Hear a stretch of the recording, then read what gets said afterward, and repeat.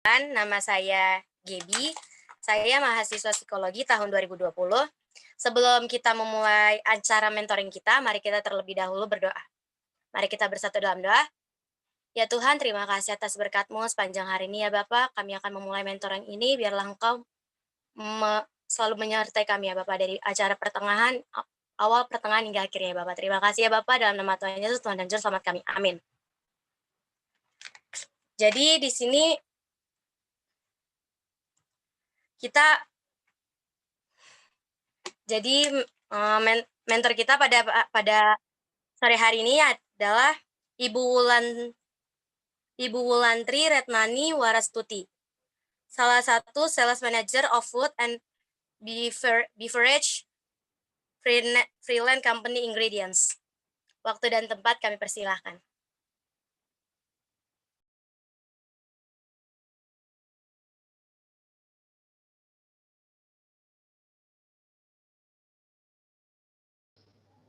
Oke, terima kasih atas kesempatan yang diberikan kepada saya.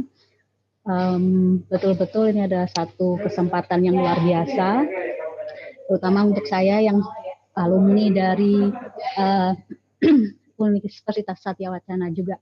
Cuman S1 saya dulu di FSM Kimia, lulus di 2003. Dan saya meneruskan S2 di Ekonomi Bisnis Unika Sugio Pranoto, dan puji Tuhan saya dapat lulus dengan predikat cum laude with compliments, di mana pada saat saya mau lulus saya buat satu artikel ataupun satu penelitian yang hingga saat ini diteruskan oleh adik-adik angkatan saya. Pada saat itu judul tesis saya adalah competitive advantage, di mana competitive advantage tersebut salah satu dari marketing strategik juga. Oke, di layar sudah kelihatan ya bahwa saya adalah sales manager Asia Pasifik di Friesen Campina Ingredients, atau di Salatiga di PT Kifit Indonesia. Dan saya sudah 16 tahun di sales, tapi nggak di Friesen Campina doang. Saya ada di Lautan Luas, di International Flavor and Fragrance, kemudian saya pindah lagi ke Brenntag, dan di Lam Seng Hang, di mana dari 4 company yang saya follow, yang saya kerja di sana, punya karakter dan juga sistem marketing yang berbeda. Di situ saya mulai belajar otodidak, dan saya mulai tertarik untuk meneruskan S2 dan melakukan penelitian itu pada saat saya bekerja di Lam Seng Hang, karena pada saat itu saya open market. Food and beverage saat itu belum ada. Jadi saya dari nol hingga ada penjualan, kemudian ada supplier, dan juga ada sales, dan juga karyawan-karyawan lainnya. Gitu. Dari slide yang tadi itu ada beberapa training yang sudah saya ikutin. Emang pada dasarnya saya suka belajar. Jadi untuk training-training tersebut saya biasanya mengambil saya lebih suka untuk sales and negotiation skill, karena dari sales and selling and negotiation skill itu adalah kunci utama untuk kesuksesan dalam berjualan. Dan pada saat menemukan satu cara yang orang lain nggak punya, itu ada rasa satisfied dari dalam diri, di mana kita bisa winning the market. Ya, saya harap sih training saat ini bisa menjadi bekal untuk teman-teman semua nanti pada saat masuk ke dunia kerja, bisa kepake dan juga bisa bermanfaat untuk teman-teman semua. Saat ini saya tinggal di Semarang, saya married dan juga punya 2 anak. Sudah besar-besar anak saya. Saya hobi traveling. Sebelum pandemi, saya jarang ada di sini. Jadi saya lebih sering ada di kantor Singapura dan juga keliling ke negara lainnya, di mana ada acara-acara atau meeting gitu. Dan sebetulnya saya tidak wise kalau saya bilang saya juga bersyukur adanya pandemi karena saya bisa stay di rumah lebih lama begitu. Cuman kita harus melihat segala sesuatu dari positive way, dari positive side. Jadi ya kita berpikir positif saja bahwa di masa pandemi ini saya bisa full time dengan keluarga. Dan juga hobi saya jadi baru waktu corona ini, suka fitness. Dan setelah fitness itu lumayan lah menghilangkan lemak-lemak yang tak berfaedah. Jadi lumayan kelihatan kecil lah sekarang. Begitu. Itu perkenalan dari saya. Mbak Gabriel, next slide-nya apa? Please.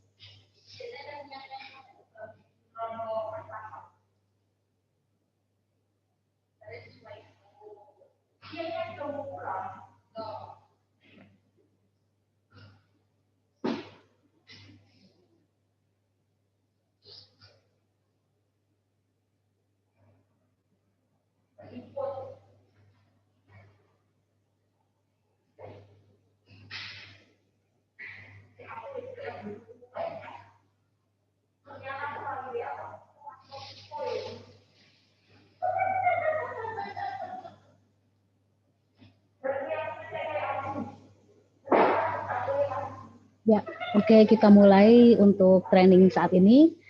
Saya biasanya kalau ngadain training atau ngisi jadi speaker di Unika biasanya, itu tipikal saya adalah yang santai, santai dan juga bisa diterima dengan bahasa mahasiswa. Jadi untuk kali ini saya akan menggunakan teknik saya, yaitu sersan, serius tapi santai. Oke, topik kita adalah marketing strategi. Next slide.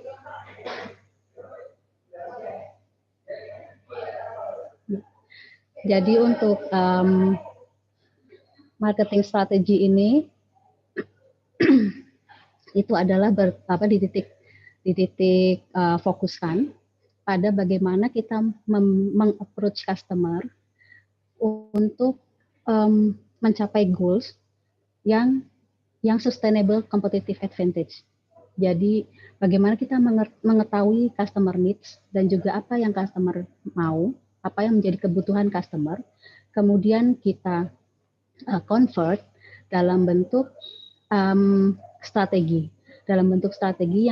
yang pastinya itu ada dasar-dasarnya yang akan kita pelajari nanti. Jadi dari dasar-dasar itu baru nanti bisa kita bikin kreativitas sendiri. Nah, kreativitas seperti apa itu nanti dikembalikan ke teman-teman sendiri. Bagaimana kondisi pasar, bagaimana kondisi customer, dan juga produk apa yang kemungkinan menjadi competitive advantage dari teman-teman semua. Next slide.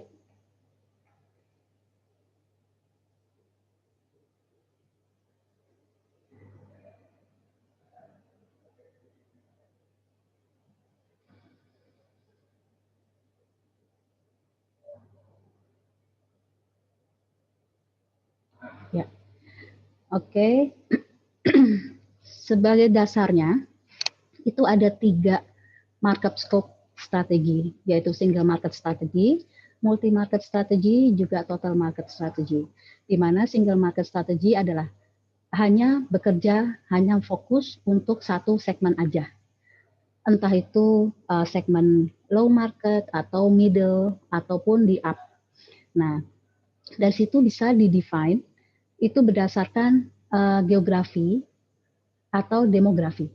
Itu tergantung dari market yang akan di-approach.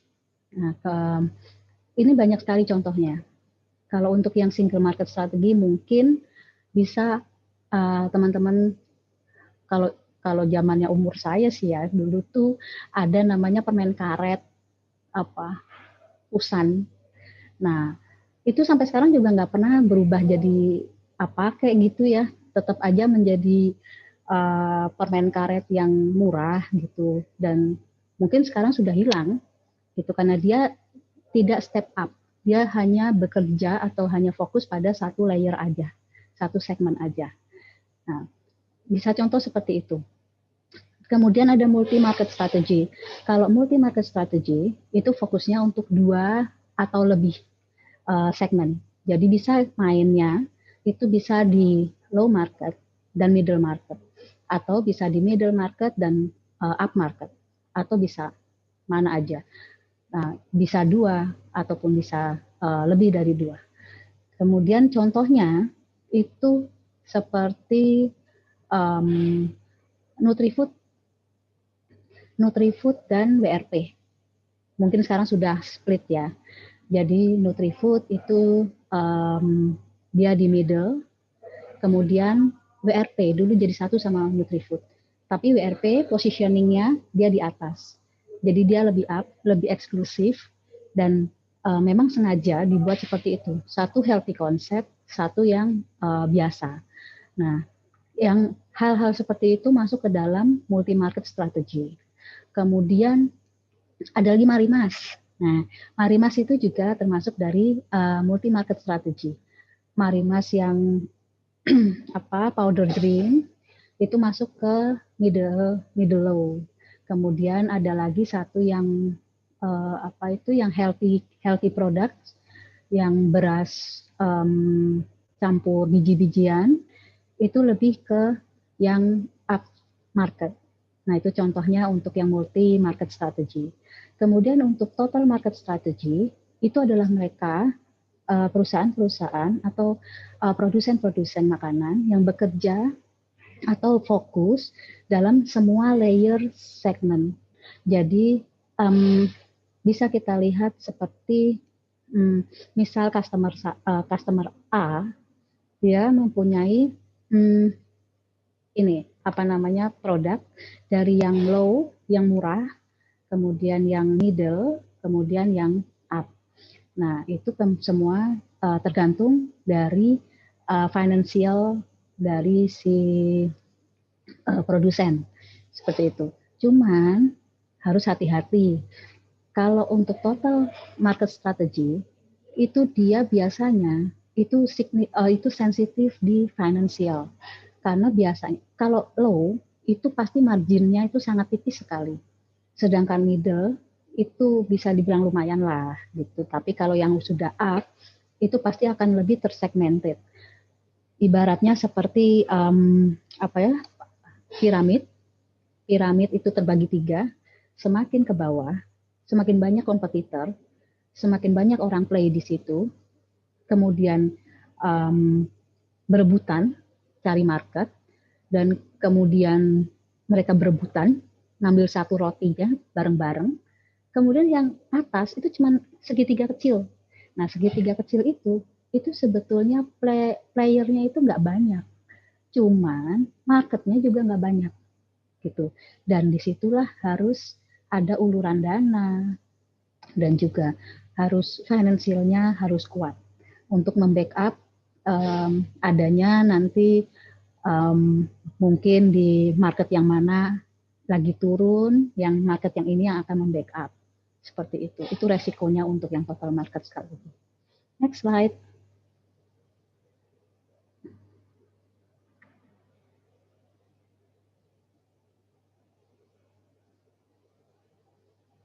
Untuk market entry strategy, itu ada 3. Yang pertama adalah first in strategy,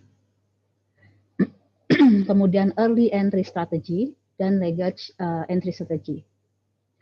First in itu adalah pionir, gampangannya seperti itu. Jadi ini yang saya paling suka untuk bermain itu di first in strategy, karena otomatis tidak ada kompetitor. Yet, belum gitu. Jadi pada saat kita memasuki market tersebut, itu belum ada siapa-siapa tuh, ruangan kosong. Nah, pada saat kita masuk dan ternyata penjualan itu diterima oleh market, baru datanglah ada si follower itu. Nah, follower itu adalah follower yang pertama kali, itu namanya ada early entry strategy. Di mana early entry strategy itu adalah orang-orang yang bekerja seperti spy yang memata-matai satu produk atau yang dia sudah mencium bahwa si ini mau keluar nih produk baru gitu. Kemudian dia, oh ini produknya taruhlah misalnya beverage gitu ya, mau keluarin yogurt, misalnya yogurt, tapi nggak pakai bakteri misalnya. Nah itu kemudian pada saat si pionir ini mau launching, dia ikutan nebeng gitu. Nah pada saat dia launching, ini lebih gencar nih yang early entry. Malah bisa-bisa si early entry ini lebih famous daripada yang first in gitu. Nah itulah biasanya pertarungannya tuh di situ. Sedangkan yang laggards itu adalah yang me too. Jadi dia melihat bahwa misalnya, oh penjualannya kok bagus ya, gitu. Oh ya udah, me too aja, gitu. Cuman beda kemasan, cuman beda rasa atau beda warna, gitu. Cuman keunggulannya untuk laggards itu adalah dia pasti akan patok harga yang lebih murah dan pasti marginnya akan terkikis. Jadi kalau untuk produk-produk yang me too itu jangan berpikir bahwa dengan me too produk itu akan menghasilkan margin yang besar. Tapi dia sudah terkikis duluan di yang posisinya lebih pionir ataupun lebih early entry. Seperti itu. Jadi bisa aja pemikiran awal si pionir kemudian dibocorin oleh seseorang ataupun oleh berita burung, kemudian si early entry ini udah keburu launching, jadi malah dikira yang pionirnya adalah early entry gitu. Itu sering banget kejadian seperti itu. Oke, next slide.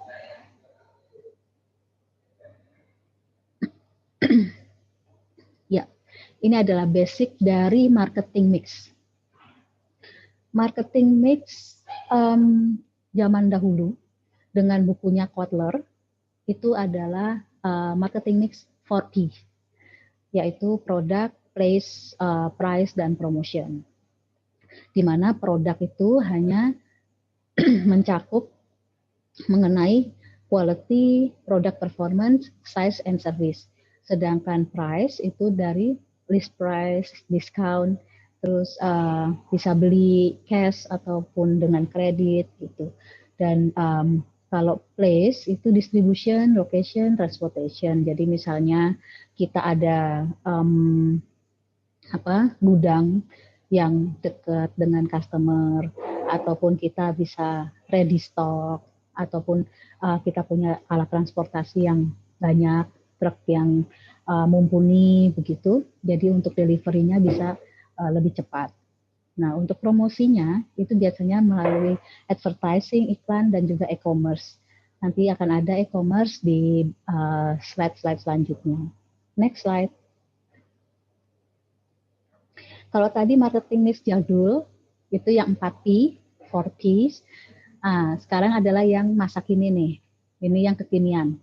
Itu marketing mix 7Ps.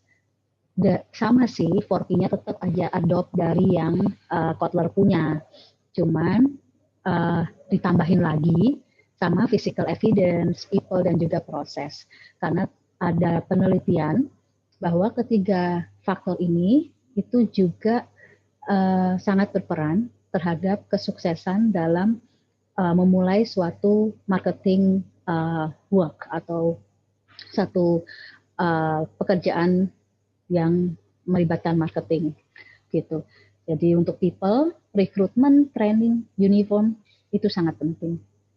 Dan saya nggak tahu nih dari ketujuh ini mana yang paling utama dan mana yang bisa ditaruh di urutan selanjutnya dan mana karena menurut saya dari ketujuh ini sangat-sangat penting sekali gitu. Dan juga proses itu penting karena prosedur yang berlebihan atau prosedur yang terlalu panjang akan membuat orang menjadi malas untuk menunggu, jadi orang untuk pergi, customer untuk pergi dan mencari yang lebih simple. Kemudian flow of activities juga. Kebanyakan ini itunya customer jadi bete dan pergi. Nah itu yang harus shortcut, harus diperpendek lagi sehingga segalanya dapat menjadi simple. Next slide.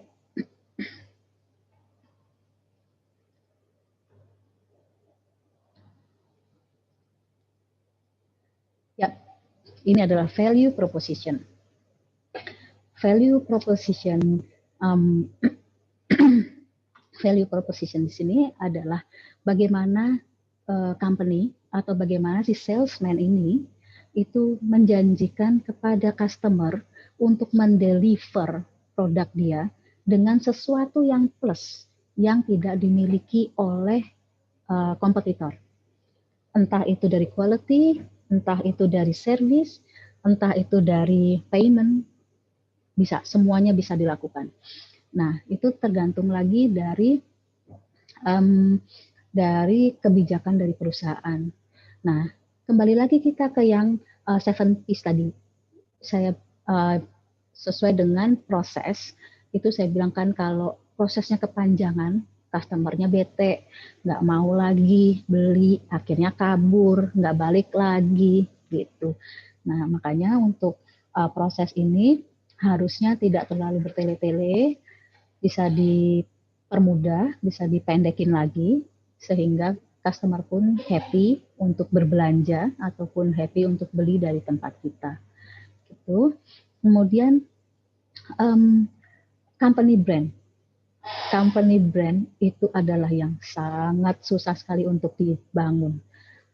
Itu saya rasakan pada saat saya bekerja di perusahaan sebelumnya yang sama sekali belum pernah menginjakkan kaki di food. Dan saya adalah orang pertama yang menginjakkan kaki di food dan membuka market tersebut. Saya harus menceritakan background dari company, company profilnya seperti apa, kemudian saya harus menjelaskan apa keunggulan kita, terus apa barangnya dari mana, dan biasanya itu tergantung dari karakter demografinya. Jadi orang-orang itu percaya sama orang. Kalau di Jawa Tengah sini itu hubungan baik itu lebih berarti daripada sekedar produk. Jadi misalnya saya punya hubungan baik dengan customer A, kemudian saya pindah ke perusahaan B, gitu. Nah, pada saat saya di perusahaan B, saya menawarkan produk yang sama ke customer A. Kalau hubungan saya dengan si customer A ini baik, pasti dia akan pindah untuk beli dari tempat saya. Tapi kalau hubungannya biasa aja atau bahkan ya sekedar sales lah gitu, nggak mau dia. Pasti dia akan tetap setia pada yang existing gitu. Jadi tergantung dari karakter customer itu sendiri. Dan juga mengenai added value dari produk. Oke, contohnya adalah sodium bikarbonat. Sodium bikarbonat itu ada yang dari China, ada yang dari Jepang, ada yang dari Eropa, dari Eropa. Nah, harganya otomatis beda dong. Cina itu apa murah, toh. Kemudian dari Jepang itu pasti a bit expensive. Yang dari Eropa itu pasti expensive banget. Dia udah premium gitu. Dan sayangnya saya punya ketiga barang ini begitu. Nah, pada saat saya approach customer, saya tawarin, tapi saya harus tahu posisi saya di mana. Jadi pada saat saya nawarin produk sodium bikarbonat, apa dulu tujuannya?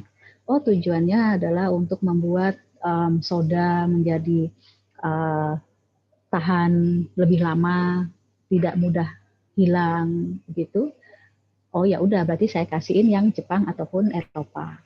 Tapi kalau performance produk itu gimana tuh lagi kayak gue ntar nggak bisa lagi mampu udah ituin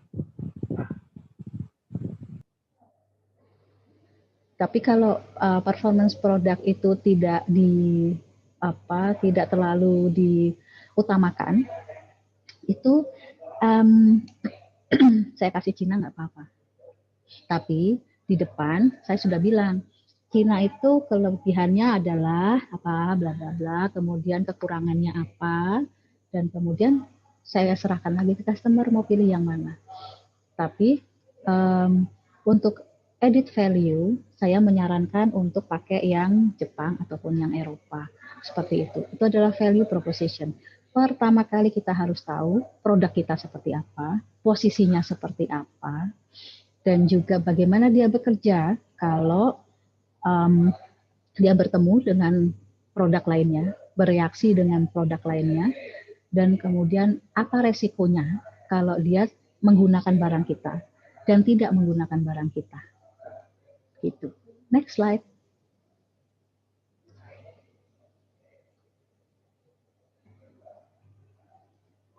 Oke. Saya izin minum dulu ya, agak batuk soalnya.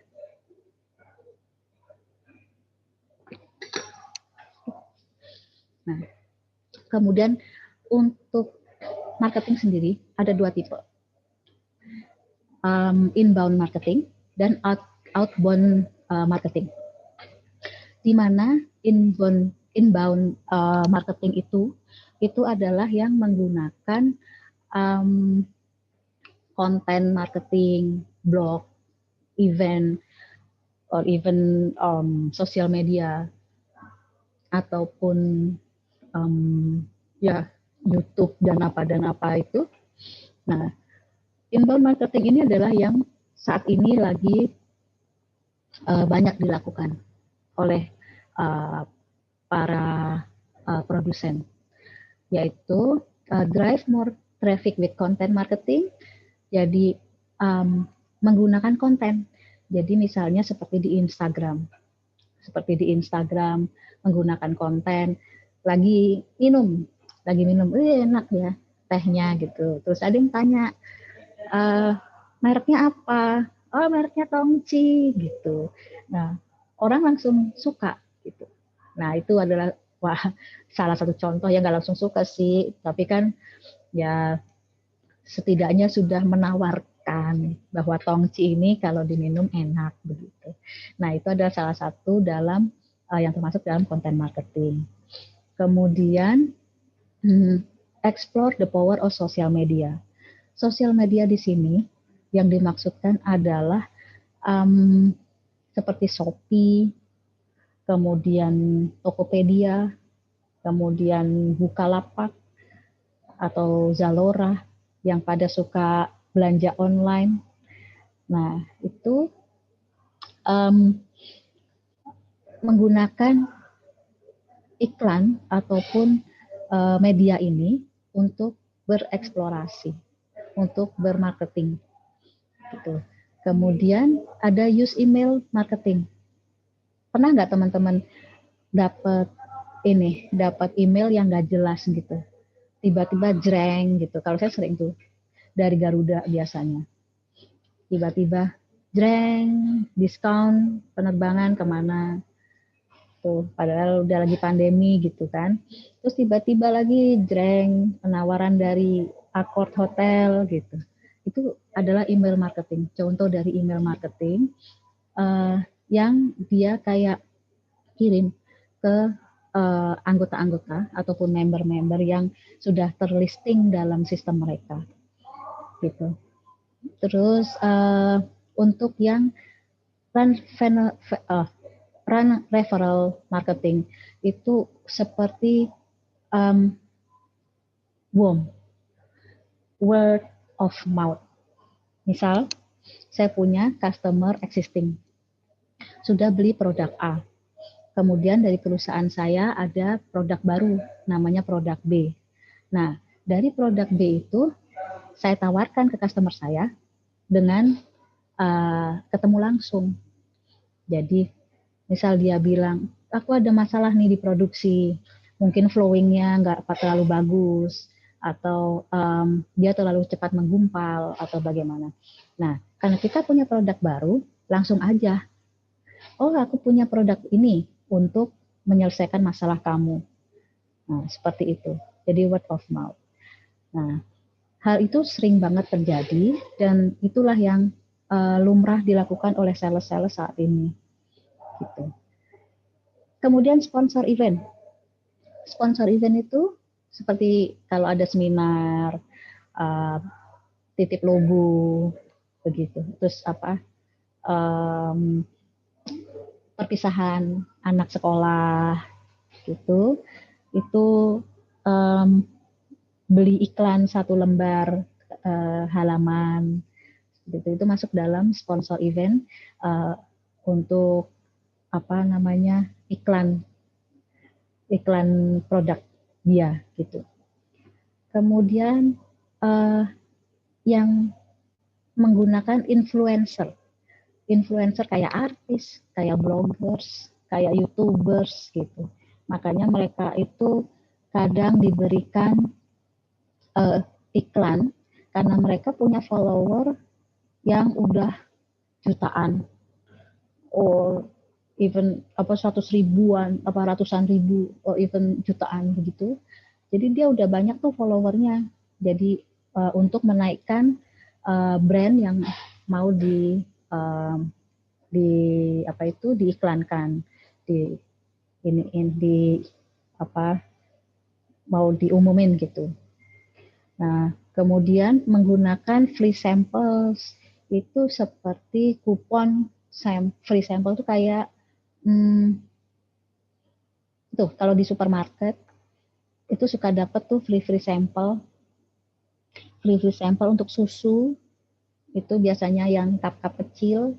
Dan juga kalau beli susu 2 dus dapat kupon gratis 5.000, potongan 5.000, seperti itu. Nah, atau kalau di Body Shop beli belanja 700.000 kalau nggak salah ya, 700.000 dapat tas Body Shop, seperti itu. Nah, padahal si Body Shop itu numpang iklan sama kita. Jadi kan tasnya itu kita suka kan, kita pakai, terus kita buat jalan-jalan, otomatis kan orang ngelihat mereknya. Nah, terus ini ada merek ini Body Shop bagus gitu. Jadi kita tuh dimintain tolong dia buat ngiklanin sebenarnya. Tuh. Kemudian ada offer refund and rebates. Ya, ini biasanya dilakukan untuk potongan-potongan akhir tahun. Biasanya yang produk-produk yang run out itu kan kalau udah akhir tahun biasanya harus di clear out.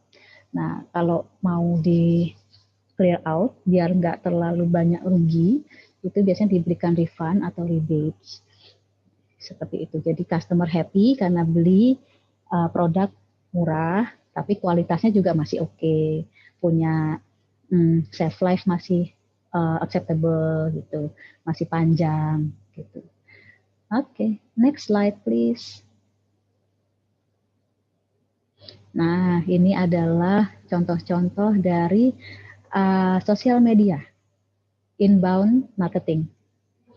Ada Instagram, Facebook, Shopee, Tokopedia, even LinkedIn, lewat website, lewat koran, majalah, terus radio, YouTube, handphone. Kalau di LinkedIn biasanya adalah mempromosikan produk baru. Jadi seperti misal kami punya segmen baru food service, nah kemudian kami taruhlah di LinkedIn supaya orang-orang tahu bahwa kami punya new segmen gitu untuk food service. Biasanya seperti itu. Next slide. Untuk outbound marketing itu adalah yang yang jadul ya. Menurut saya itu strategi marketing yang udah apa ya, udah mungkin akan ditinggalkan dalam beberapa tahun ke depan. Karena TV komersial, orang juga sekarang udah males nonton TV, lebih suka nontonnya YouTube. Kalau enggak nontonnya Netflix. Nonton TV paling cuma nonton insert, nonton update artis-artis. Jadi kayaknya udah mulai agak ketinggalan kan. Nah kalau untuk yang radio tambah lagi radio. Saya nggak pernah dengerin radio. Radio, iklan radio gitu, itu biasanya malah nggak didengerin gitu. Kalau misalnya ada di skip gitu atau dimatiin dulu gitu kalau di radio. Kemudian untuk yang print advertisement itu yang suka di selebaran-selebaran yang biasanya dibagikan di di mall, di depan pintu pintu kedatangan seperti itu. Kemudian sales calls yang paling agak mendisturb gitu, soalnya kadang telepon nggak diangkat juga, dia redial terus sampai diangkat, nawarin asuransi lah, nawarin kartu kredit lah atau apalah ya, namanya juga sales. Itu seperti itu cara outbound marketingnya. Oke, next slide. Ini adalah praktis route to market model, di mana di sini saya mau memperlihatkan bahwa yang tadi saya jelaskan itu adalah hanya basicnya aja. Kalau di dalam praktek kehidupan bisnis itu a lot of strategy that kita bisa bikin. Jadi itu tergantung dari kreativitas teman-teman semua. Dan memang betul kenapa company-company sekarang cari marketing ataupun cari tim sales itu yang anak-anak muda. Karena biasanya anak-anak muda itu kreativitasnya luar biasa. Begitu, karena untuk masuk ke dalam satu produk baru itu diperlukan kreativitas yang luar biasa, dan itu bisa out of the box, bisa semuanya dilakukan, silahkan. Tapi yang tadi saya jelaskan itu adalah sebagai basic, di mana itu akan terus ikut untuk mendasari keputusan ataupun step-step ataupun proses yang akan kita lakukan di the real world-nya. Gitu. Next slide. Ya, saya kasih contoh untuk konseptual overview dari road to market. Road to market itu apa? Itu adalah satu produk yang siap untuk dijreng di market, begitu, di show di market, di launching. Nah, kalau sebagai produser, kita tuh produser nih, dan dengan tim sales yang harus memaintain sekian negara atau sekian ratus produk gitu, otomatis salesnya bisa mabok. Nah, kemudian kebijakan dari perusahaan adalah untuk menggunakan distributor. Nah, distributor ini adalah local distributor yang mana dia akan lebih mengetahui mengenai market lokal gitu. Nah, ada 3 cara. Jadi di distributor ini itu nanti dia bisa punya key account, atau dia bisa punya regional distributors, atau dia bisa punya distributor account lagi yang nanti bermuaranya itu sama-sama di local chain outlet ataupun di ininya, di di counternya atau di end user, di customer gitu, di end customer seperti itu. Nah, kalau yang sudah dari produser kemudian ke distributor, kemudian masih ke regional distributor, kemudian masih lagi ke modern trade, masih ke e-commerce, masih ke wholesalers, kemudian dia baru masuk ke end user, itu pasti akan marginnya pangkas. Jadi akan lebih baik kalau digunakan hanya produser, distributor, and user. Itu akan lebih baik untuk memaintain. Next slide.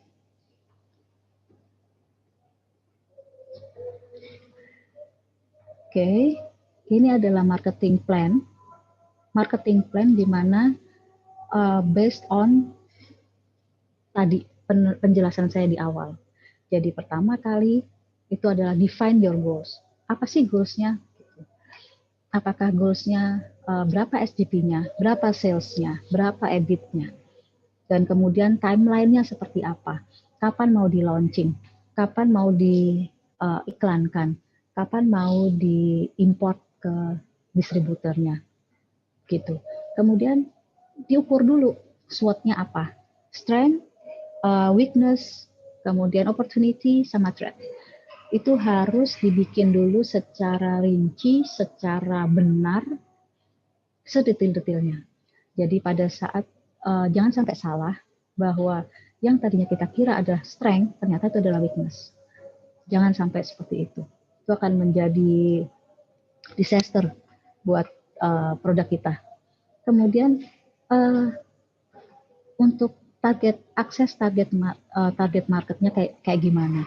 Nah itu harus clear seclear-clearnya dari pertama define sampai proses sampai ke launch produk. Itu harus clear semua dengan timeline yang jelas. Gitu. Next slide. Ini contoh yang saya buat. Saat ini saya lagi ngerjain ada 3 project di sini. Satu jadi project leader dan 2 jadi member. Ini yang saya pakai untuk mengontrol saya udah sampai mana nih, seperti itu. Jadi saya bagi menjadi 4 step, yaitu yang pertama adalah orientasi dulu, dilihat dulu mau ke negara mana ya, dan juga analisisnya untuk negara itu, misalnya untuk mungkin food service, kita lagi kerjain food service, Indonesia deh gitu. Kemudian kita analisis, oh ya, karena ada berapa 100.000 lebih outlet dengan brand yang berbeda di Indonesia. Wow, sangat menjanjikan gitu. Setelah itu didapat untuk analisisnya, kemudian kita align sama core team. Pasti satu project kan pasti banyak tuh, ada leadernya, ada membernya gitu.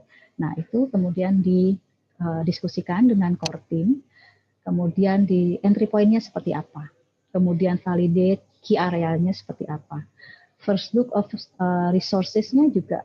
Jadi mau modelnya gimana nih, penting yang dilakukan yang mana dulu nih. Nah seperti itu perlu dipikirkan. Setelah ini sudah clear, baru pindah ke step 2. Step 2 itu masih orientation phase, tapi bedanya adalah dia lebih matang. Begitu. Di step 2 ini, itu alignment yang kedua, itu hanya melanjutkan dari project ataupun dari diskusi yang sudah dimatengin di alignment pertama. Kemudian bekerjalah dengan OPO-nya, dengan demand planner, dengan supply chain, kemudian dengan factory, dengan sales lainnya, sales dari negara lainnya, seperti itu. Jadi harus ada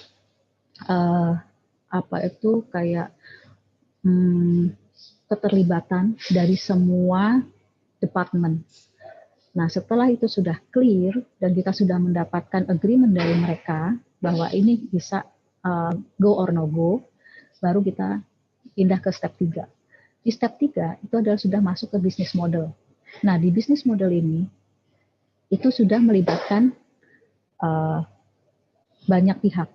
Jadi dari R&D, dari produk teknologi, dari mana semua lebih banyak yang terlibat. Dari investment dengan finance, kemudian dari semua lebih complicated. Dan dieksekusi pada step yang keempat. Itu adalah strategi yang dirancang dari step pertama sampai ke step ketiga. Itu di roll out ke strateginya. Kemudian translasikan itu ke action dan juga execution. Nah, di mana alignment keempat itu yang paling penting untuk dilakukan, yaitu sales action plan, marketing action plan, kemudian distribution, kemudian commercial planning. Itu yang paling crucial untuk dilakukan. Karena percuma kalau kita bisa membuat produk tapi nggak bisa jual, ataupun kita membuat sesuatu yang udah bagus, ternyata harganya mahal, nggak bisa masuk di satu negara, kalah sama kompetitor gitu. Nah, itu harus di-alignkan, dibicarakan dengan empat crucial tim ini gitu. Next slide please. Ini adalah key milestone sebagai contoh untuk route to market. Bulan September misalnya, saya bikin pitch untuk distributor decision ya. Terus saya pilih dari data yang cocok menurut saya itu adalah 4 distributor. 4 calon distributor. Kemudian dari 4 calon distributor ini, saya suruh bikin pitch. Dari keempat ini, mana pitch yang bagus? Pitch itu adalah bagaimana komitmen dia, si distributor ini, untuk menjalankan produk baru kita. Apa yang menjadi ekspektasi dia, dan apa yang bisa dia berikan untuk kita. Itu masuknya di pitch. Kemudian, dilakukan produk dan konsep intro. Jadi untuk di awal, kita masa kita udah ngontak-ngontak distributor, tapi distributor nggak tahu kita punya produk apa, kan lucu. Jadinya pada saat kita nawarin, kamu mau nggak jadi distributor saya? Nah, produk dan konsep intro itu juga dilakukan. Kemudian draft kontrak juga disiapkan, walaupun draft kontrak ini masih dikosongin, karena kita belum tahu apakah dia akan bekerja langsung seperti tadi dari produser ke distributor, apakah dia mau pakai langsung ke end user atau dia mau pakai lagi agent atau third party. Nah, itu dikosongin aja dulu. Kemudian di step selanjutnya di Oktober itu adalah alignment on timing. Setelah distributor dipilih satu aja distributornya, kemudian dibuat alignment timingnya untuk launching, kemudian work of work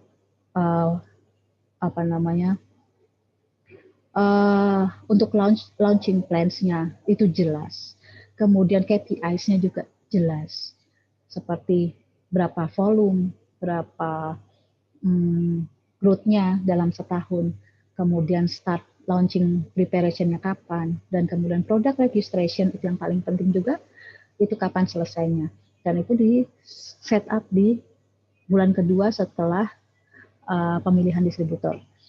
Kemudian untuk di bulan November itu adalah penentuan untuk planning, launch preparation, dan juga finalize kontrak.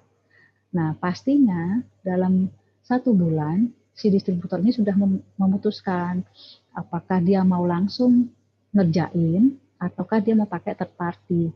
Nah, kalau dia mau pakai third party, kita cantumkan dalam kontraknya.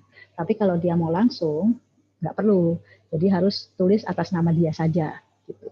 Kemudian di Desember, itu adalah launch preparation untuk sosial media, karena kita menggunakan media seperti Shopee, Tokopedia, dan apa itu. Kemudian kita launch preparation, kita meng-hire 1 orang yang bisa mengerjakan untuk e-commerce-nya, kemudian kita mendidik si distributor untuk bisa membuat e-commerce dalam website dia, seperti itu. Kemudian kita berikan juga full training buat distributor supaya dia lebih paham, lebih mengerti tentang produk kita. Nah, kemudian di bulan selanjutnya itu adalah harapan atau expectation arrival first shipment. Nah, juga karena gini, untuk go live itu harus ada produk dulu. Jadi ada produk on hand di gudang si distributor. Baru bisa dilakukan go live. Baru bisa dilakukan social media advertising. Gitu. Jadi baru bisa dilakukan promotion setelah ada stok. Setelah ada stok on hand. Nah, itulah kenapa di bulan kedua itu product registration sudah dilakukan.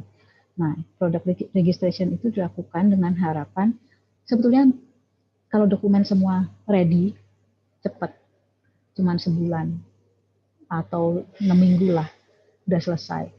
Tapi kalau semuanya masih nunggu, biasanya kan health certificate, misalnya free sale, terus kemudian spek yang sesuai dengan BPOM, seperti itu kan itu yang lama.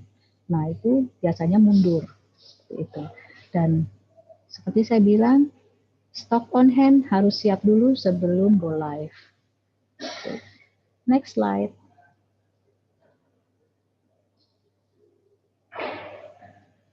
Ya, untuk road to the market, at the end, kita harus tahu posisi kita. Good-nya apa? Apalagi yang need attention, apa yang dibutuhin, apalagi strateginya. Nah, seperti yang contoh yang saya kasih sebelumnya, itu udah ditentukan distributornya siapa. Itu udah achievement lah, bagus. Kemudian apa yang dibutuhkan perhatiannya, oh ternyata si distributor tuh nggak punya sales team banyak, dia cuma punya tapi untuk industrial, sedangkan untuk yang retail nggak punya. Oh berarti dia harus hire orang baru, seperti itu. Nah itu masih butuh perhatian dari kita, bahwa hati-hati ya, ini berarti dia mau hire sales baru yang kita nggak tahu qualified-nya seperti apa. Gitu. Dan kemudian untuk support needed, kita tanya ke distributor, kira-kira apa sih support yang dibutuhkan untuk mempercepat proses registrasi produk gitu. Nah, ternyata adalah di dokumentasi dan itu pasti di situ. Itulah yang kita butuhkan dan kita komunikasikan dengan internal kita. Dan strategi yang bisa dilakukan itu adalah iklan melalui e-commerce. Tapi ingat, e-commerce sosial media hanya bisa dilakukan bila sudah ada produk on hand. Gitu. Kalau belum ada, nggak usah. Tuh, jadi mikirin dulu registrasi produk. Oke, terima kasih. Kalau ada pertanyaan, silahkan.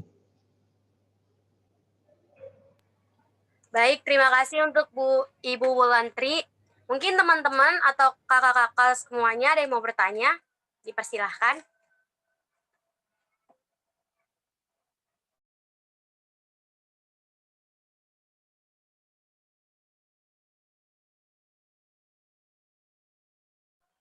Mungkin di antara kita ada yang mau bertanya? Aku deh, Gap. Apa? Mau tanya. Tanya langsung ya. Oke. Terima kasih Bu Wulan sebelumnya karena materi yang diberi kepada hari ini saya rasa ini banget ya, relate banget sama startup yang akan didirikan oleh mahasiswa di UKSW. Nah, saya ada beberapa pertanyaan Bu untuk Ibu. Yang pertama itu, strategi marketing dengan memberi diskon seperti e-commerce yang melakukan diskon besar-besaran sewaktu hari belanja online nasional, itu apakah efektif Bu? Bisakah strategi marketing seperti itu membuat brand loyalty? Itu pertanyaan pertama dari saya. Terima kasih.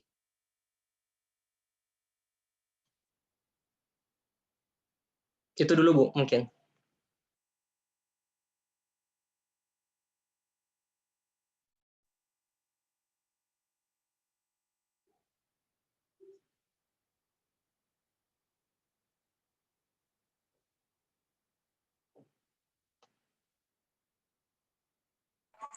Mungkin ada lagi yang mau bertanya? Dipersilahkan. Halo. Sorry nih internetku kayaknya yang unstable. Bisa diulangin, Kes? Oh iya, baik Bu. Mm-mm. Saya ulangi ya Bu ya. Sudah Iya, jelas soal saya Bu? iya, jelas. Oke, ya. Pertanyaan pertama, saya mau tanya, e-commerce itu kan banyak memberi diskon ya Bu ya. Mm-mm. Terutama kayak misalkan waktu hari belanja online nasional, mereka Mm-mm. gelontorin dana itu besar-besaran untuk melakukan diskon gitu. Nah, apakah cara marketing seperti itu tuh efektif, Bu? Apakah dengan strategi marketing seperti itu tuh bisa membuat brand loyalty, Bu? Oke. Oke. Langsung aku jawab atau ada lagi kah? Boleh, Bu, dijawab dulu aja sambil nunggu pertanyaan yang lain. Oke. Kayak hari belanja online nasional, Harbolnas ya namanya. Nah, itu sebetulnya coba diperhatiin deh. Itu adanya itu kan setelah pandemi. Sebelum-sebelumnya itu mungkin ada, tapi tidak sesering pada mulainya pandemi. Kenapa seperti itu? Karena setiap produk itu punya shelf life. Even itu baju, even itu sepatu, ataupun benda-benda lainnya, itu punya shelf life. Nah, daripada daripada mereka harus kerugian karena kerusakan barang, jadi dia tetap untung walaupun tidak sebesar kalau yang pas hari normal seperti itu. Jadi sebetulnya dia masih untung. Misal nih kayak karena saya punya teman di Adidas. Nah, teman saya itu bilang COGS cost productionnya itu satu sepatu untuk yang let's say tipe A lah ya, itu mungkin 700.000 itu cost productionnya. Tapi untuk normal price itu dia sampai 2.100.000 di Zalora 2.100.000. Kemudian dia ikut itu hari belanja online nasional itu dipotonglah 30%. Kemudian ditambah lagi 20%. Itu masih mahal loh gitu. Walaupun tidak menyentuh cost productionnya dia, tapi memang tipis, untungnya tipis gitu. Dan tipe marketing seperti ini untuk produk-produk tertentu worth it, tapi tidak untuk makanan. Kalau untuk produk consumable ya kayak makanan kayak gitu, dilakukan ini deh, Harbolnas hari belanja online gitu, itu ya yang laku ya bukan makanan-makanan jadi gitu, makanan misalnya kayak Indomie kayak apa gitu, palingan kayak gitu, tapi nggak terlalu rame. Tapi kalau yang kayak baju sepatu seperti itu pasti rame, karena customer pasti consumer ya itu akan berpikir ih murah banget nih dari 2.100.000 tiba-tiba harus bayar hanya 1.300.000 misalnya gitu. Dan consumer itu sudah satisfied, sudah bangga, gue bisa beli nih harganya murah seperti itu ya. Jadi gitu Kesha, bisa worth it untuk beberapa produk tapi tidak worth it untuk makanan seperti itu. Semoga bisa menjawab ya.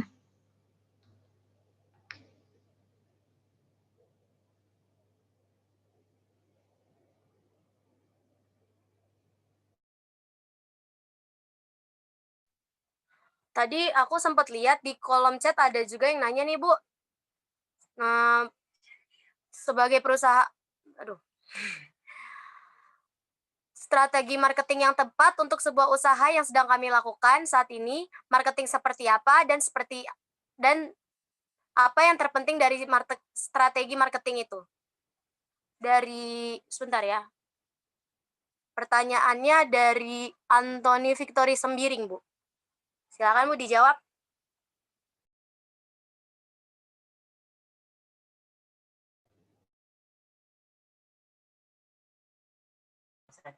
Maaf, apa suara saya kedengaran? Atau kurang jelas?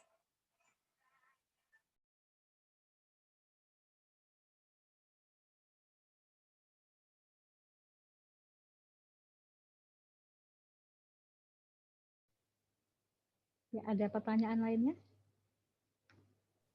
Ada nih Bu, dari kolom chat, dari, sebentar, tadi dari mana ya? Oh, dari ini dulu Bu, sorry. Dari, dari Dwi. Strategi marketing yang tepat untuk sebuah usaha yang sedang kami lakukan saat ini, strategi seperti apa, dan apa yang terpenting dari strategi marketing itu? Usahanya apa jenisnya?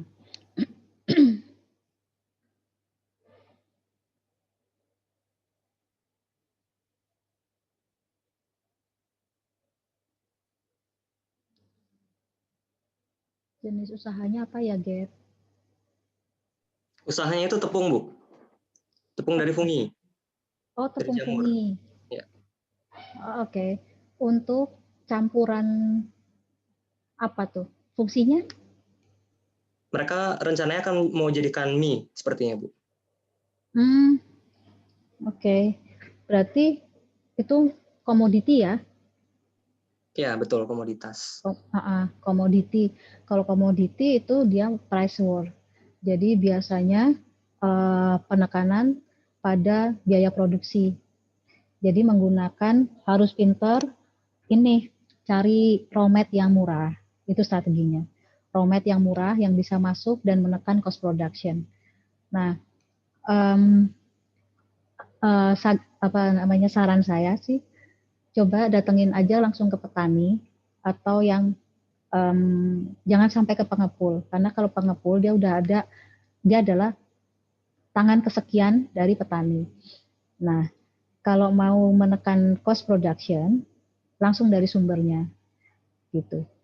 Jadi kalau untuk barang-barang komoditi yang seperti ini itu bisa dilakukan untuk mencari raw mat yang paling murah. Sedangkan untuk strateginya itu adalah kalau misalnya tadi siapa yang tanya, Dwi ya, kalau nggak salah ya, Gap ya. Iya Bu. Kalau misalnya Dwi mau membuat sesuatu yang competitive advantage, mungkin tepung fungi yang mempunyai keunggulan apalah gitu. Jadi misalnya kalau dipakai untuk mie, dia bisa mekar lebih bagus, atau kalau dipakai untuk mie, nanti mie-nya nggak putus-putus, atau dia lebih sehat, atau dia memenuhi kan sekarang kita ada itu ya pembatasan sugar tax. Nah, kalau dari situ kan bisa sebagai alat ataupun sebagai tools Dwi untuk menjadikan itu competitive advantage. Jadi nanti pada saat menawarkan ke customer, nanti bilangnya, oh ini tepungku adalah yang bisa membuat produk customer menjadi apa bla bla bla bla, tapi otomatis harus dibarengin juga sama clinical trial ataupun dari hasil yang sudah didapatkan dari customer lain ataupun dari pabrik yang sudah melakukan itu. Itu semoga bisa bermanfaat. Ada banyak banget ini kayaknya pertanyaannya Bu. Nggak Terus apa-apa. dari Yovone Eka S. Sebagai perusahaan rintisan, bagaimana cara kami memilih media pemasaran yang tepat dan efektif? Serta bagaimana cara untuk membangun brand kita agar bisa dikenal dan diterima masyarakat? Silakan Bu. Ya, oke. Back kembali ke bahan yang saya jelaskan tadi, bisa menggunakan e-commerce. Semua orang sekarang pada lari ke e-commerce. Jadi bikin aja satu lapak di Shopee atau di Tokopedia atau dimanapun. Iklankan gitu. Beri warna yang mencolok, warna yang menarik, dan juga ada keynotes-nya kan. Jadi pada itu kan ada subjeknya apa, keynotes-nya apa. Bikin yang orang banyak cari gitu. Misalnya nih produknya tepung funginya Dwi ya misalnya gitu. Jangan tulisnya tepung fungi, tapi tulis aja tepung gitu. Nah, pada subjek yang kedua baru ditulis tepung fungi. Gitu. Pada saat consumer itu ketik di Shopee tepung, itu akan masuk. Gitu. Dan warna-warna yang apa ya, yang mencolok itu akan lebih menarik untuk dilihat. Dan juga kata-kata yang menarik, pemilihan kata, pemilihan bahasa yang menarik, itu juga pasti akan lebih dipilih seperti itu. Jadi saran saya sih pakai e-commerce aja, malah gratis kalau nggak salah ya kalau di e-commerce di Shopee. Kemudian kalau untuk membangun brand, itu memang membutuhkan waktu tidak sebentar. Karena kita harus meyakinkan customer, consumer bahwa brand kita ini adalah berkualitas. Kemudian kita harus membuat testimoni seperti itu. Nah, itulah gunanya ada kolom comments. Ada komen di setiap produk yang dibeli. Nah, dari situ harus berhati-hati bahwa satu customer aja yang kasih cuma bintang 1 itu akan menjadi fokus dari consumer yang akan membeli gitu, karena mereka pasti akan takut kenapa nih, jangan-jangan rasanya nggak enak gitu. Nah, seperti itu. Jadi untuk membangun brand memang tidak mudah, tapi percaya aja kalau memang sudah banyak yang pakai dan juga banyak yang bertestimoni bagus, pasti akan terkenal juga. Oke. Oke, sudah terjawab ya.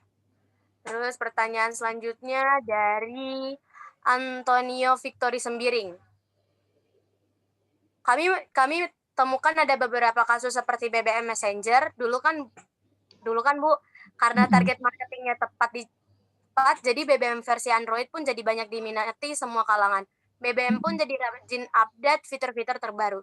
Namun seiringnya berjalan waktu karena ada pesaing-pesaing lain seperti Line, WA dan sebagainya, sehingga BBM pun akhirnya ditutup. Apa yang salah terhadap kasus seperti ini, Bu, sehingga suatu startup bisa bangkrut? Terima kasih. Ya, yang salah adalah dia nggak update. Dia jalan di tempat. BBM itu nggak punya fitur baru. Dan pertamanya, BBM itu kan hanya dimiliki oleh BlackBerry. Dan Android pun belum bisa untuk menginstal BBM. Nah, setelah dia merasa dia kuat, dia jual sedikit ke sahamnya ke Android. Kemudian dari Android mulai dia beli sedikit yang dijual itu, kemudian dipelajari nih sama Android. Dipelajari, ternyata dia bisa menggunakan, oh ini sama seperti WhatsApp, sama seperti Line, seperti ini. Nah, baru dia bikin aplikasi sendiri. Dan sayangnya si BBM ini dia nggak out of the box. Setelah dia tahu bahwa ada WA, ada Line, ada apa, ya udah dia cuek aja, nggak bikin satu terobosan lagi, dan dia terlalu lama untuk berdiri di comfortable zone-nya dia gitu. Dan yang harusnya dia sudah mulai terjun atau dia mulai ambil lagi satu langkah ekspansi, development, tidak dia lakukan. Makanya itu kalau kita diem itu akan tergiles sama yang namanya competition. Itu. Jadi ya sekarang pun kan BlackBerry juga udah nggak ada suaranya kan. Cuman perangkatnya doang yang masih ada. Tapi kan BBM-nya pun udah nggak tahu kemana, udah nggak pernah lihat lagi. Dan semua orang pakainya WhatsApp karena di WhatsApp banyak perbaruan. Seperti kita sering tuh dapat tuh update WhatsApp gitu, update. Nah, tapi BlackBerry itu nggak pernah Gitu. Jadi dia jalan di tempat aja dan akhirnya dia tergilas dan akhirnya kalah dengan WhatsApp. Gitu. Pertanyaan berikutnya dari Cahyani Brigita. Selamat malam Bu, saya mau bertanya tentang strategi pemasaran untuk yang bahan dasarnya unik atau nggak biasa seperti kami, yaitu kulit pisang. Bagaimana cara kita meyakinkan produsen dan pelanggan agar tertarik pada produk kami? Oke. Silakan, Bu. Iya. Itu unik ya. Itu pasti melakukan satu penelitian lama itu ya. Jadi bisa menggunakan hasil penelitian itu sebagai competitive advantage-nya. Jadi misalnya untuk aplikasi apa, jadi dia punya keunggulan di mana gitu, dan keunggulan produk ini itu dari produk lainnya itu apa. Nah, fokus aja di keunggulannya itu. Dan oh ya, ini yang penting. Kalau tahu bahwa penelitian ataupun produk tersebut nggak punya kompetitor, langsung pasang positioning, price positioning yang pas. Jangan terlalu murah, jangan terlalu mahal. Cek ke bikin mapping, market mapping dulu. Mappingnya misalnya tadi apa, tepung pisang ya atau apa. Kemudian coba di-compare dengan tepung-tepung lainnya. Nah, oh ya harga rata-ratanya sekian. Taruhlah rata-rata 5.000 taruhlah. Nah, kemudian keunggulan dari produk yang pisang ini apa? Dan bisa nggak ngangkat jadi 6.000? Seperti itu. Jadi jadikan satu competitive advantage atau satu keunggulan itu sebagai senjata. Gitu, senjata dalam artian ya aku lebih mahal karena produkku lebih bagus. Seperti itu. Dan jangan lupa positioningnya harus pas. Pemilihan market, pemilihan lokasi juga harus dipertimbangkan. Kalau jual tepung di orang yang produksi sagu yang nggak bisa, gitu, karena mereka pasti akan memilih sagu daripada tepung. Gitu. Jadi harus pas. Nah itu ada competitive advantage-nya kalau saya lihat sih. Jadi bisa menggunakan itu sebagai senjata untuk posisinya itu lebih tinggi daripada produk komoditas yang lainnya. Gitu.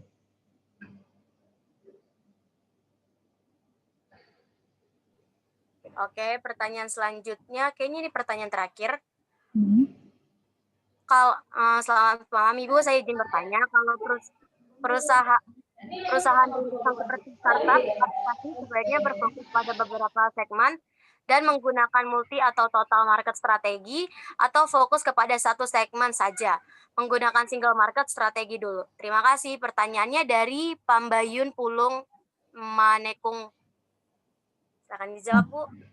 Apa tadi dari perusahaan apa? Diulangin ya. Ya.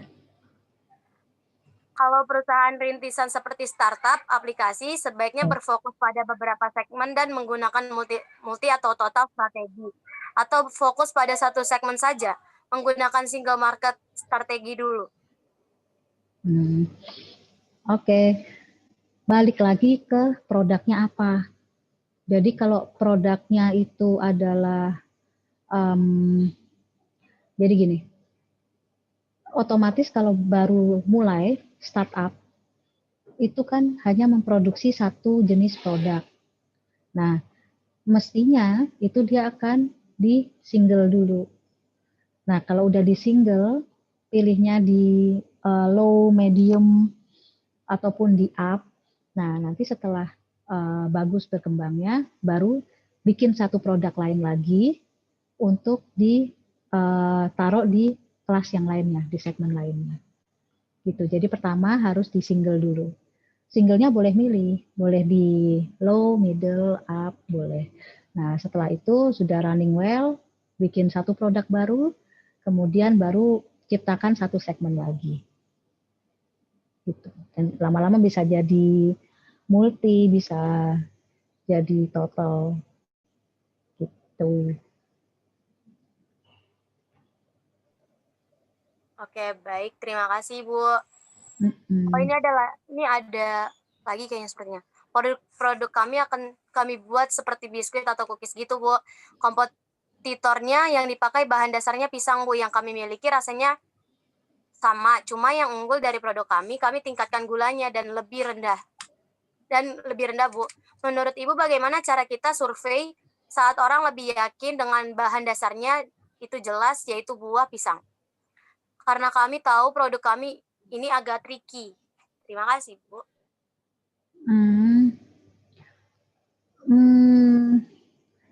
Berarti mungkin strateginya bisa dibuat seperti ini.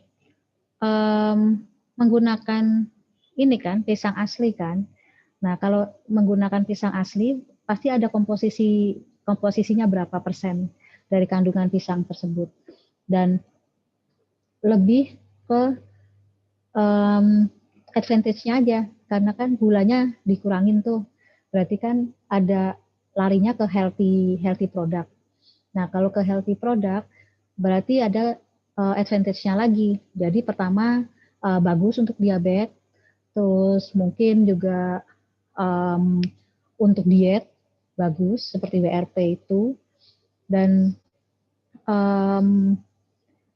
karena produk tersebut itu mungkin belum ada di pasaran.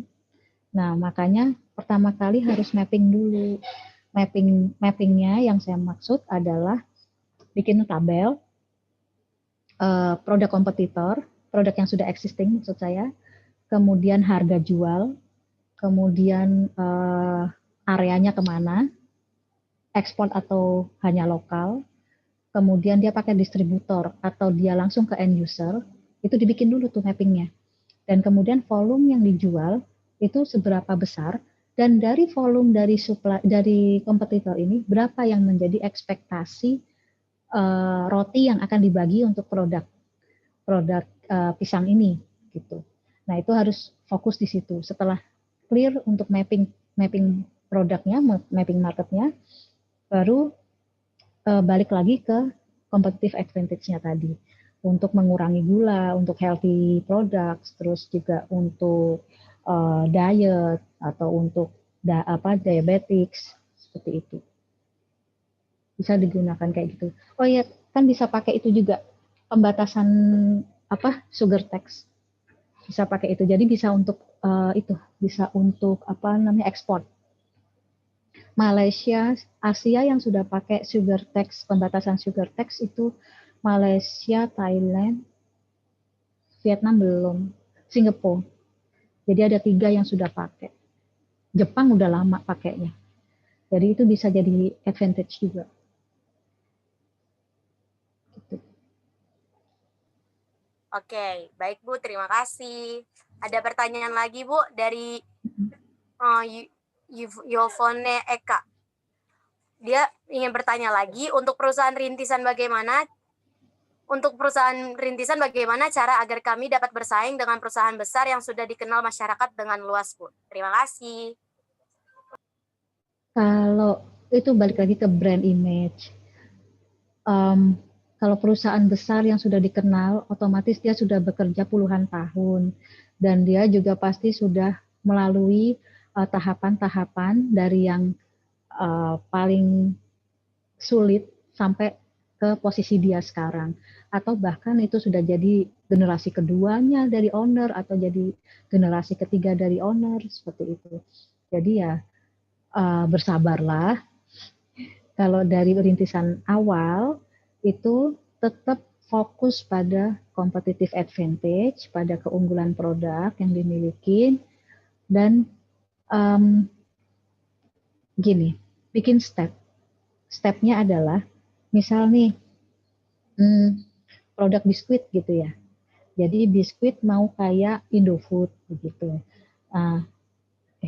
Ya misalnya lah. Nah kemudian tapi kok kalau mau ke Indofood kan raksasa ya gitu. Oh ya udah deh kayak Kongguan aja dulu atau gimana. Nah setelah seperti itu, dilihat pergerakan marketingnya kongguan, apakah dia running well ataupun dia malah merugi gitu. Kalau misalnya running well, itu berarti kamu nggak apa-apa ngikutin aja marketnya dia kemana, ikutin tempel terus jadi follower nggak apa-apa, karena kan baru rintisan toh. Gitu. Nah, memang di situ dibutuhkan kerja keras yang luar biasa dalam pertama kali merintis perusahaan, itu sudah pasti. Dan semua orang yang merintis dari awal pasti akan melakukan ini dan merasakan jatuh bangunnya, bikin satu company ataupun satu usaha. Gitu. Sabar ya.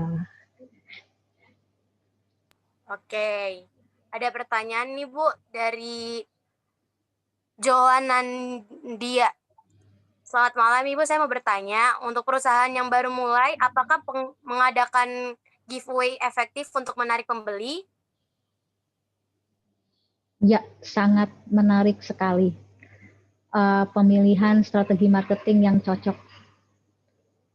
Jadi, bisa dilakukan dengan giveaway, terus atau voucher, atau apa ya, kayak free sampel seperti itu sangat tepat, bagus, dilanjutin aja.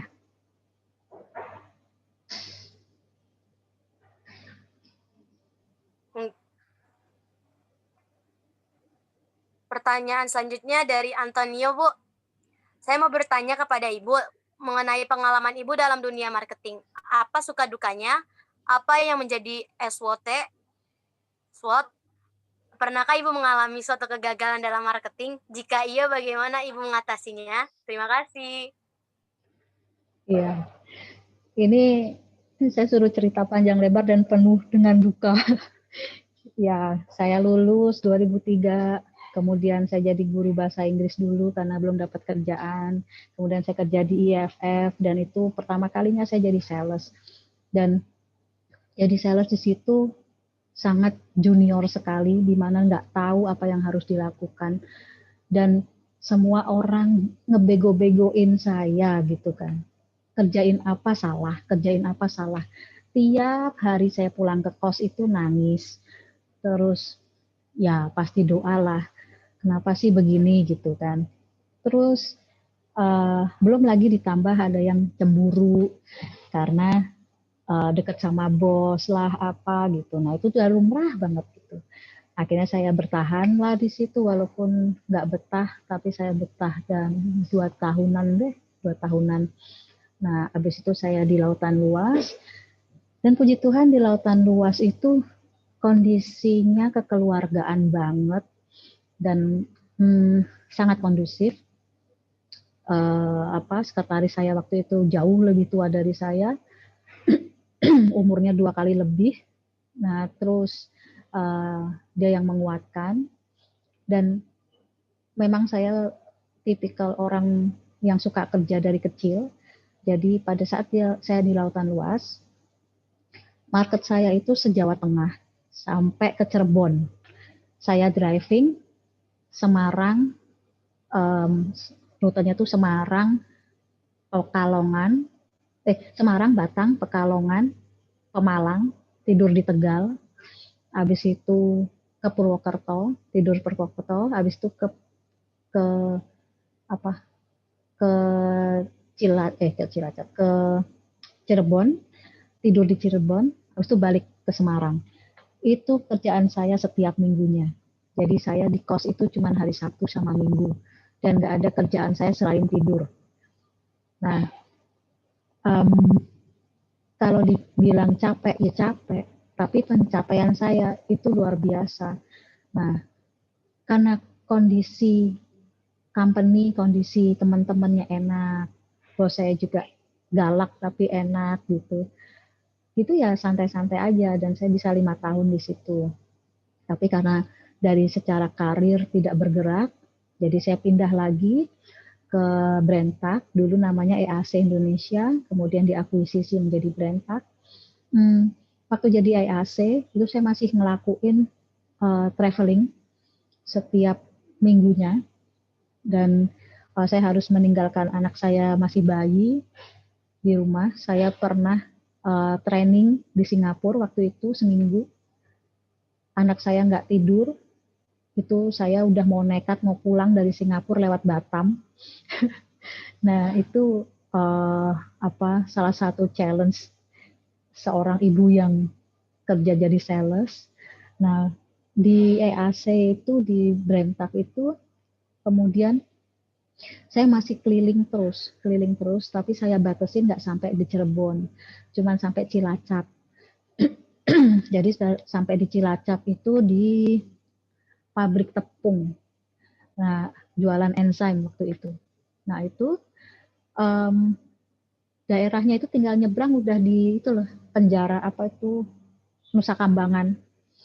Nah, terus dari situ saya masih driving dan itu saya lakukan selama bertahun-tahun. Di Brentak juga saya bertahan 5 tahun dan kemudian saya pindah ke Lam Seng Hang. Di Lam Seng Hang karena saya punya sales jadi saya agak manja. Saya traveling itu cari supplier, paling ke FIA, ke Food Ingredients Exhibition, terus ke mana, pokoknya ke pameran-pameran gitu, food and beverage gitu. Nah ke customer juga saya open market, masih terus traveling terus.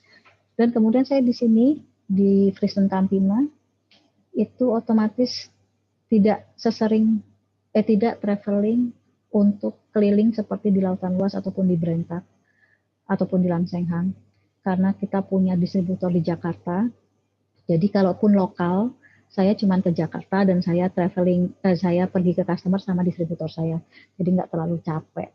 Nah, tapi yang lebih sering adalah pergi misalnya ke Singapura atau pergi ke Philippines atau pergi ke Belanda seperti itu. Itu yang akan menghabiskan banyak waktu. Otomatis SWOT-nya adalah strength-nya banyak sekali pengalaman hidup yang saya dapat, yang membuat saya menjadi kuat, yang menempa saya. Ya karena Tuhan memposisikan saya pada posisi saat ini, pasti Tuhan punya rencana, pasti Tuhan punya mau. Saya ikutin aja alurnya, walaupun berdarah-darah di awal. Nah, membuat lebih kuat. Yang strength yang kedua, jadi pinter produk. Kesha, di sini ada anak FSM nggak ya, Kesha? Saya Bu, FSM Bu. Oh ya, kalau kamu FSM pasti tanya deh sama siapapun. Kalau Pak Martono kan emang pinter dia kan. Kalau aku itu 2 angkatan di atasnya dia, 2 angkatan. Itu lulus dengan IP 2, selamat. Jadi karena pikiranku kerja toh, bayar sekolah dewe, terus bayar kos sendiri, apa-apa sendiri, aku nggak minta uang dari papaku. Nah bayar apa-apa sendiri, jadi aku lebih mikir ke bisnis waktu itu, bisnis handphone. Jadi aku sering bolos, dan kalau aku bolos itu aku ngajakin, jadi bolos berjamaah. Dan triggernya adalah saya yang sangat berdosa. Jadi aku ngajakin temanku ngajak, akhirnya kita bedol desa, kosong deh ruangan. Dan itu sering kayak gitu. Dan at the end, saya akhirnya bisa lulus on time, tapi yaitu IP-nya 2, selamat. Nah, nggak apa-apa lah, tapi secara pengetahuan kimia, apalagi pelajarannya Pak Tim, aku suka, nggak suka sih, emang nggak pernah masuk. Titip tanda tangan aja, kan gampang tanda tanganku, semua temanku bisa. Nah terus soalnya nggak mudeng sih aku kalau Patin sama Bu Hartati itu nggak mudeng, jadi lebih baik saya tinggalkan bagi mereka yang mudeng, jadi lebih bermanfaat gitu. Terus aku tuh nggak pernah join. Nah secara akademis itu sebetulnya saya nggak pintar gitu, karena karena sering bolos. Tuh. Beda sama suami saya kan juga dari FSM, dia pintar karena tekun dan tidak pernah bolos. Tuh. Nah kemudian strength-nya adalah karena saya tidak pintar dalam pelajaran, dalam kimia, terus saya belajar otodidak dengan customer. Jadi bagaimana sodium bikarbonat itu bekerja, bagaimana sodium bikarbonat ketemu dengan gula, reaksinya seperti apa. Nah itu saya belajar dari customer. Terus ya semua reaksi kimia itu saya datang ke customer, saya masuk ke produksi, saya lihat reaksinya seperti apa, dan tahu kelemahan dan keunggulannya apa, dan dari situ menjadi keunggulan saya. Gitu. Jadi pintar karena nyari sendiri. Tuh. Terus yang weakness-nya adalah apa ya? Weakness saya itu adalah saya itu tidak bahasanya itu unorganized gitu.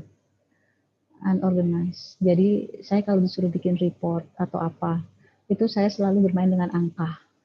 Jadi kayak potential customer, volume sekian, SGP sekian. Terus misalnya potensial ini akan launching di bulan ini gitu. Jadi dalam report saya itu cuman ada paling 7 kalimat udah selesai. Kayak gitu. Nah, terus saya itu sering booking tiket mendadak semaunya gitu, karena dari dulu itu saya kalau mau pergi kan nyetir sendiri tuh, ya terserah saya mau berangkat kapan kan, tinggal ngeng gitu. Tapi kan kalau pakai pesawat kan harus terorganize. Nah itu kelemahan saya di situ. Dan dari kelemahan saya yang tidak bisa produk, itu saya ubah menjadi strength lagi, bahwa saya harus bisa menunjukkan kepada anak saya, kepada generasi selanjutnya, bahwa gue tuh nggak bego-bego amat gitu. Jadi saya sekolah lagi di S2. Dan di S2 itu kebetulan related sama perusahaan saya kerja. Jadi saya bikin penelitian, saya punya data, terus akhirnya saya presentasikan, saya buka di jurnal umum, kayak gitu. Nah, kemudian malah bisa diterima dan malah jadi compliments gitu. Nah, paling enggak, kalau anak saya udah gede, cari tuh di Google, Wulantri Retnani, enter. Nah, ada tuh di situ tulisannya paling enggak. Tapi kan enggak ada tulisannya S1-nya lulus 2, selamat gitu kan enggak ada, sudah terhapus dengan S2-nya. Nah, seperti itu. Kalau dari trade-nya itu ya ibu yang bekerja itu punya masalah yang sama, yaitu harus memilih anak, keluarga, atau kerjaan. Tapi puji Tuhan, semuanya bisa terlewati dengan baik. Sampai hari ini tidak pernah mendapatkan significant problem gitu. Dan so far memang apa-apa kalau sudah diserahkan sama Tuhan kan pasti dikasih yang terbaik ya. Jadi ya sudah, percayakan saja gitu. Jadi semuanya going well. Gitu. Terus kalau opportunities-nya kalau di pekerjaan saya sebelumnya itu saya menjadi pintar karena customer yang ngajarin saya produk. Jadi dia yang ngajarin saya kimia, reaksi kimia gitu.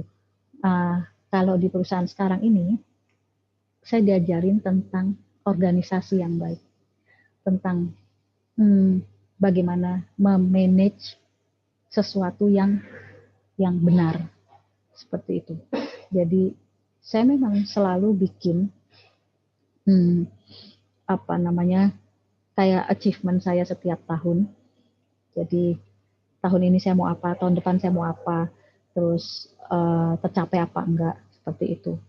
Jadi ya saya anggap itu adalah salah satu dari opportunities yang bisa saya fulfill untuk diri saya sendiri sih. Tuh. Baik, terima kasih Bu. Mungkin ada lagi yang mau bertanya? Aku dong mau nanya. Oke, silakan. Bu Wulan, saya mau tanya satu hal. Eh, saya mau tanya, berapa sih persentase biaya marketing yang optimal di dalam suatu perusahaan? Misalkan ketika kita punya income 5 juta, biaya marketingnya yang kira-kira optimal berapa, Bu? Setiap bulan harus kita keluarkan. Apakah misalkan 10%? Berarti kita tiap bulannya harus mengeluarkan sekitar 500.000 untuk biaya marketing. Gitu. Ada nggak, Bu, persentase tertentu yang dinilai optimal? Gitu? Maksudnya untuk production cost atau untuk apa? Biaya produksi, biaya promosi. Ya, untuk biaya promosi. Untuk biaya promosi 20%. 20% dari income. Dari total. Jadi pertama kali kita susun budget untuk produk baru itu kita akan ekspektasi, jadi expected volumenya berapa, kemudian expected net sales-nya berapa, kemudian SGP atau gross profit-nya berapa, kemudian dari gross profit tersebut diambil 20% untuk biaya marketing dan promotion.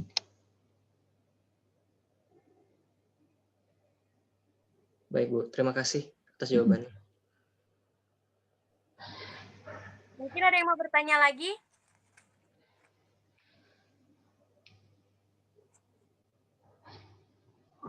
Apakah ada pertanyaan? Oh, ada nih, Bu, dari kolom chat. Dari Yohana. Selamat malam, Ibu. Saya ingin bertanya, bagaimana caranya agar perusahaan mampu membangun reputasi yang baik sehingga dapat dipercaya oleh investor? Untuk investor harus ada itu, misalnya apa tuh namanya, modal bergerak dan modal diam. Jadi misalnya modal diamnya berupa bangunan ataupun kendaraan ataupun tanah, bisa berupa kantor, gudang dan macam-macam, mesin, pokoknya yang nggak gerak-gerak, dan juga karyawan itu masuknya dalam modal apa ya, lupa. Ya itulah. Kemudian ada modal yang bergerak. Modal bergerak itu uang. Nah, berapa uang yang ada dalam perusahaan tersebut. Jadi misalnya nih, pada saat registrasi perusahaan baru, itu kan waktu mau bikin PT atau CV, itu di situ ada misalnya harta bersama berapa orang gitu. Nah, itu kan ada tuh tulisannya berapa-berapanya. Itu nanti dicantumkan dalam SIUP, dalam NPWP, itu dalam akta pendirian, perusahaan. Nah, dari situ nanti kalau misalnya mau minta sponsor, bukan sponsorship, kayak apa ya, saya investor ya, untuk investor pasti akan diminta SIUP, NPWP, akta pendirian, SPPKP. Nah, dari situ nanti kelihatan keuangan, juga harta bergerak dan harta tidak bergerak. Nah, dari situ nanti investornya tinggal percaya apa enggak, dan kemudian dia melihat dari harta, nanti akan mau masukin invest berapa banyak. Gitu. Biasanya seperti itu. Baiklah, mungkin ada yang mau bertanya lagi atau sudah cukup? Oh, ini ada lagi Bu dari Antonio, masalah BYK. BYK Bu, sharingnya mantap sekali. Wah, enggak, itu kan pertanyaan. Sorry. Mungkin ada lagi yang mau bertanya.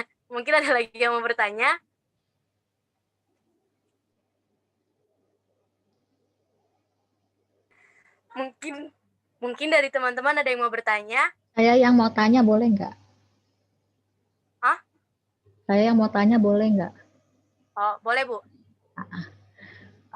Apakah teman-teman tahu bedanya sales sama marketing?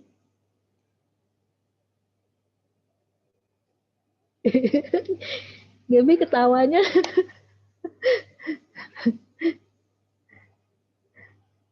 Ayo, pasti kacau deh.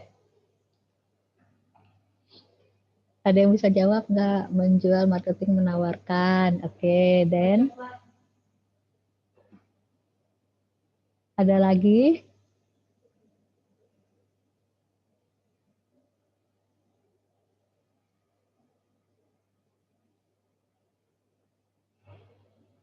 Ada jawaban nggak, Gap?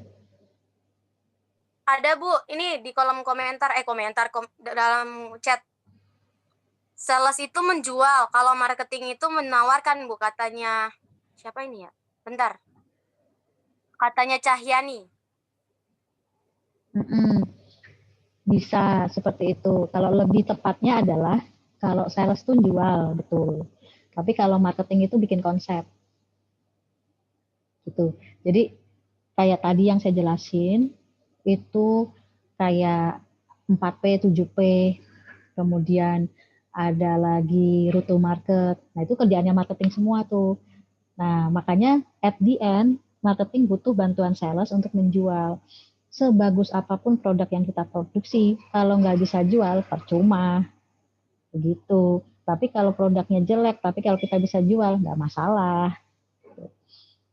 Jadi begitu. Ya betul, marketing balik layar, bener. Sales depan customer, ya betul. Ibu, ini ada pertanyaan juga dari Cahyani. Oh Untuk iya. sugar tax itu bagaimana ya Bu? Sugar tax itu adalah policy dari pemerintah, government policy, yang membatasi jumlah gula. Jadi gula sekarang itu kan kebanyakan import dan apa itu taxnya tuh kalau nggak salah itu masih sekitaran 5%. Nah, karena pajaknya tuh murah, jadi penggunaan gula tuh luar biasa. Akibatnya adalah banyak orang diabetes, banyak orang overweight, dan tidak bagus untuk kesehatan. Oleh karena itu di beberapa negara kayak Amerika itu kan jumlah orang yang overweight itu kan gede banget tuh persentasenya. Nah itu dia membatasi sugar tax-nya. Jadi sugar tax-nya dibikin mahal, dibikin sampai 10%, 15% supaya tidak banyak orang yang mampu untuk memasukkan masukin sugar secara volume yang besar kayak gitu. Dan ini di Indonesia lagi on progress, siap-siap aja sih. Malaysia udah mulai, karena di Malaysia juga kasus diabetes dan juga overweight itu sudah banyak. Jadi dia sudah memberlakukan pembatasan sugar tax, dan juga Indonesia coming soon. Nggak tahu 2021 atau 2022 mungkin ya. Gitu. Karena kan di Indonesia juga kan ada produsen gula tuh yang di mana sih, di Kalimantan ya kalau nggak salah. Itu kan lokal. Nah itu masih jadi politik, masih jadi polemik juga, politik juga bagi pemerintah. Begitu. Ya, sama-sama. Oke. Masih ada pertanyaan atau sudah cukup? Aku dong mau nanya, Bu, yang sugar tax itu gulanya gula apa ya, Bu? Apakah semua gula atau misalkan hanya dibatasi sukrosa aja?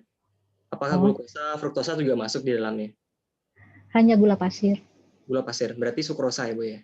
Oke. Baik, terima kasih, Bu. Ada lagi yang mau bertanya?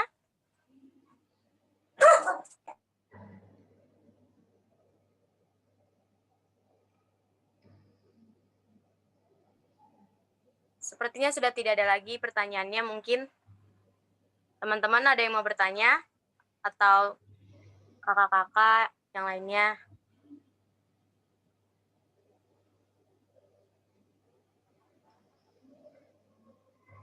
Oke, kalau sudah,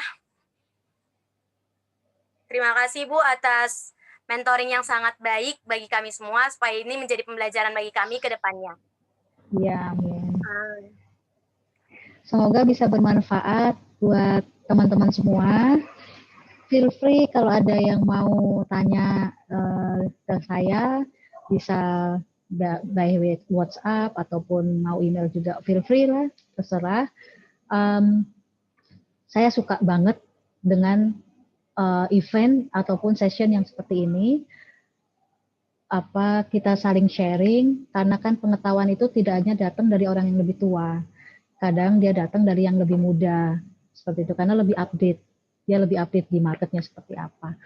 Ya mohon maaf kalau dalam penjelasan saya terlalu complicated dan juga agak sulit untuk dimengerti bagi teman-teman. Semoga dapat bermanfaat untuk semua. Tuhan memberkati.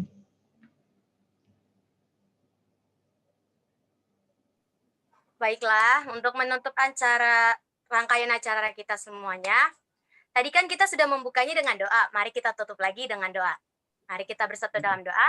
Sebentar, sebelum doa, ini dulu, aku mau nyampaikan informasi dulu. Besok masih ada satu sesi sesi training terakhir, ya. Itu akan dibawakan oleh Pak Frans Bonas Simanjuntak. Itu pemenang Hall Prize tahun 2012, ya. Dia yang tahun 2012 itu memenangkan hadiah $1 juta.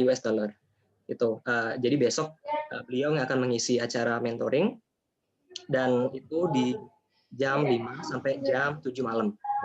Jadi aku minta tolong teman-teman persiapkan waktunya, dan kalau bisa seluruh anggotanya itu hadir gitu, karena memang beliau besok membawakan topik yang aku rasa juga yang penting ya buat kalian, karena si Pak Bona ini akan membawakan materi tentang how to pitch in Hall Prize gitu. Jadi cara kalian presentasi di Hall Prize itu seperti apa? Karena agak beda ya presentasinya itu. Kalau di Hall Prize itu kalian maksimum hanya bisa presentasi sekitar 6 menit. So it's very critical untuk kalian ikuti. Jadi tolong supaya seluruh anggota timnya bisa ikut sesi dari Pak Frans besok gitu. Terus kemudian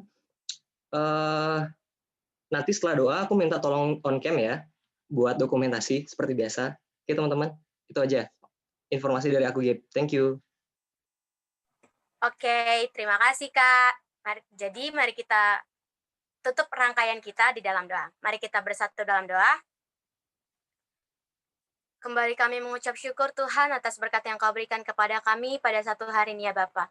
Bapa, terima kasih ya Bapa, Engkau telah menuntun acara kami dari awal, pertengahan, hingga akhirnya Bapa. Terima kasih juga Tuhan atas mentoring yang telah diberikan kepada kami, biarlah ini menjadi bekal bagi kami di masa depan kami ya Bapak.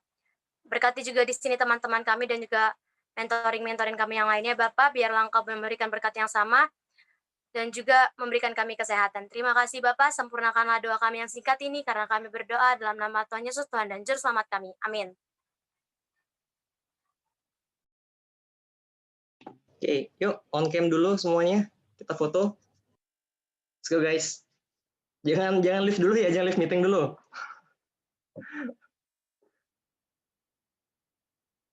Ayo.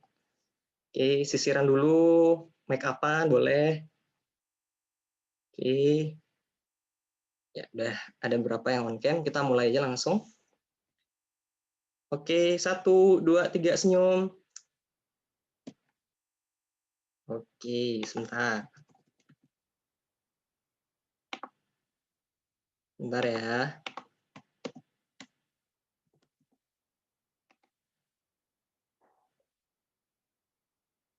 Wait, tunggu, jangan live.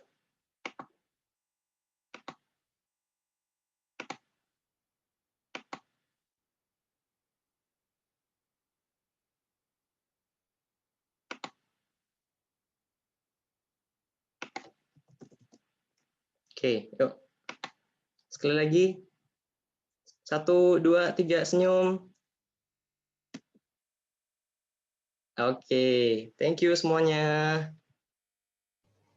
Thank you. Terima kasih semuanya. Terima kasih Bu. Terima kasih Iya, Kak. sampai jumpa lagi ya. Bye. Terima kasih.